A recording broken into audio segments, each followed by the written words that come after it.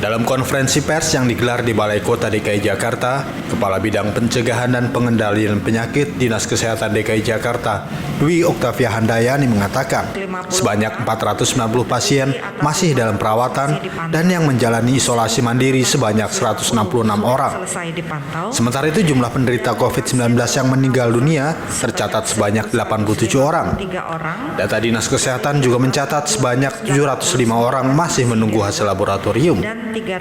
Sementara itu untuk tenaga kesehatan, Dwi Oktavia mengatakan sudah 84 orang dinyatakan positif COVID-19, di mana 1 diantaranya meninggal dunia dan 2 lainnya saat ini sedang dalam kondisi hamil.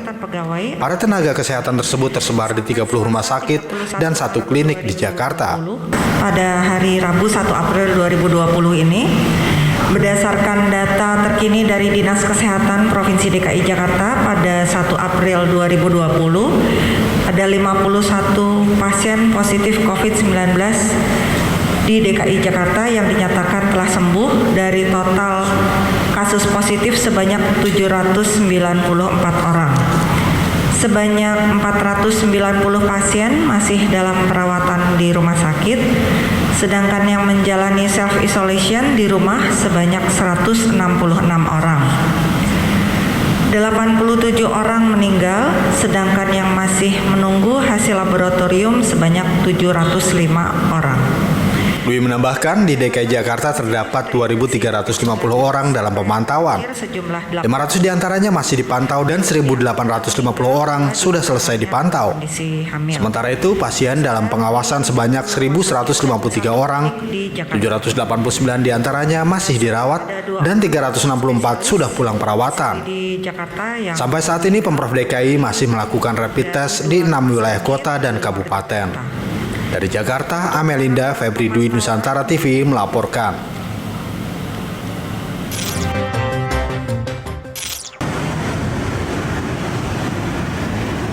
Menghadapi pandemi corona secara global, pemerintah Arab Saudi melalui Menteri Haji dan Umroh Arab Saudi Muhammad Saleh Benten telah meminta kepada seluruh masyarakat muslim dunia untuk menunda sementara perjalanan haji di tahun 2020 ini. Pernyataan tersebut pun sontak mengejutkan masyarakat dunia akan keberlangsungan ibadah haji yang saat ini dinilai masih sumir. Kementerian Agama RI menyatakan telah mendapatkan surat resmi dari pemerintah Arab terkait permintaan penundaan tersebut pada tanggal 12 Maret lalu yang berisi penundaan kontrak haji di tahun 2020. Meski demikian, Kemenak menyebut keputusan Arab Saudi tersebut belum keputusan final sambil menunggu perkembangan dunia akan virus COVID-19. Opsi menunda pelunasan kontrak haji pun diambil oleh pemerintah Indonesia sambil berharap ibadah haji tahun ini bisa dibuka meskipun dengan peraturan baru akan keamanan dan kesehatan. Beliau menjelaskan bahwa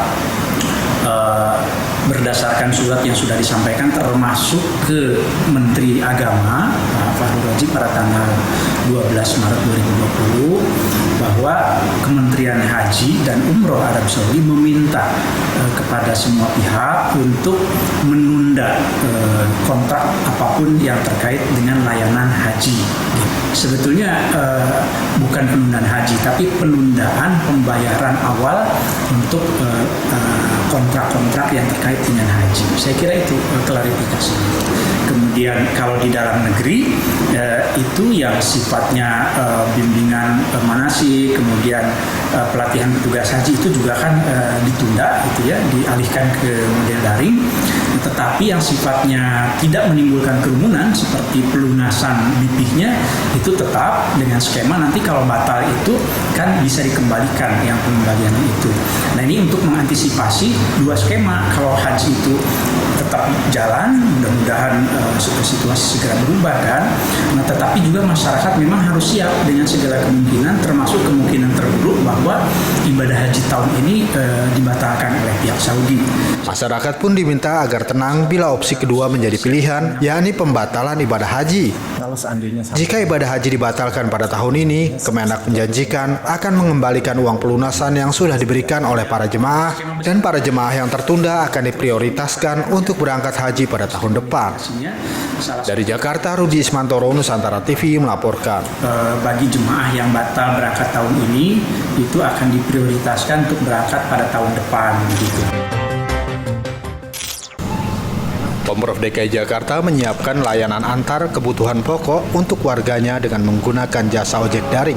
Hal ini dilakukan menyusul kebijakan physical distancing atau jaga jarak akibat wabah virus corona atau COVID-19. Satu tantangan utama. Perumda Pasar Jaya selaku badan usaha milik daerah DKI Jakarta yang bertugas mengelola pasar ditunjuk untuk memfasilitasi warganya memakai jasa layanan ini. Anies Baswedan mengatakan kegiatan ini sudah dilakukan di lebih dari 50 pasar di Jakarta. Perumda Pasar Jaya, kita membuat sebuah program yang insya Allah nanti masyarakat bisa memanfaatkannya untuk belanja secara jarak jauh. Jadi masyarakat di Jakarta bisa membeli kebutuhan-kebutuhannya di pasar dengan secara langsung menelpon setiap pedagang yang ada di pasar itu. Jadi misalnya yang terbiasa ke pasar rumput, silakan Anda datang ke website atau Instagramnya Pasar Jaya. Di situ nanti ada pilihan-pilihan, misalnya pilih pasar rumput. Sesudah itu ada daftar pedagang-pedagang di pasar rumput dan nomor teleponnya, sehingga keluarga-keluarga di Jakarta tidak perlu pergi meninggalkan rumah, menelpon saja kepada pedagangnya dan lalu membeli dan nanti akan dikirim menggunakan jasa pengantaran ojek online. Nah, pengantarannya pun sudah bekerja sama dengan PD Pasar Jaya. Anies menambahkan pelayanan terhadap warga oleh perusahaan umum daerah Pasar Jaya ini perlu dilakukan sebagai solusi mengingat status tanggap darurat Jakarta yang diperpanjang 2 minggu. Ia pun berharap masyarakat bisa memanfaatkan dengan sebaik-baiknya. Dari Jakarta, Adi Wiranata, Naldi Caniago, Nusantara TV melaporkan.